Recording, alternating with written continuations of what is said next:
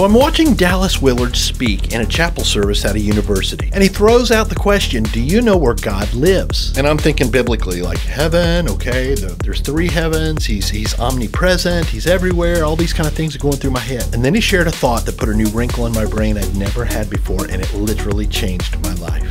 Studying the written word together so that we can get to know the living word better. The reason why many people do not find God tangibly present in their life is because they're still running their life. God's address is, in a manner of speaking, at the end of your rope.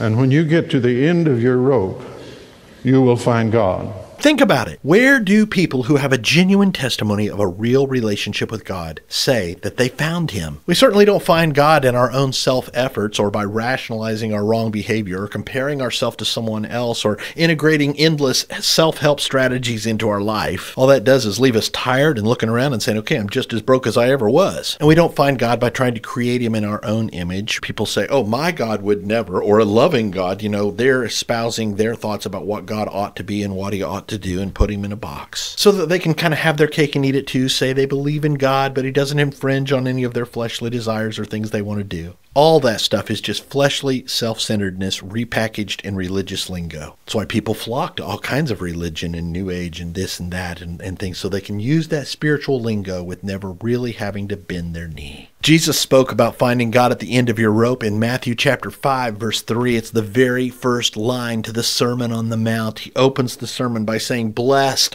are the poor in spirit, for theirs is the kingdom of heaven." The phrase poor in spirit means blessed are the people who come to the end of their rope and realize, I can't. I need God. I'm not capable of being perfectly righteous. Matter of fact, I've already blown that a million times in my life. I don't even live up to my own standard for what I believe I ought to be, let alone God's. I need God's help. I need His forgiveness. I need His power and spirit. I need to be born again. I need to be brought out of this darkness that I've been living in into the kingdom of light. Jesus said, blessed are you when you come to the end of your rope like that, because that's when your eyes are open. That's when you begin to understand what it means to know and trust and walk with God.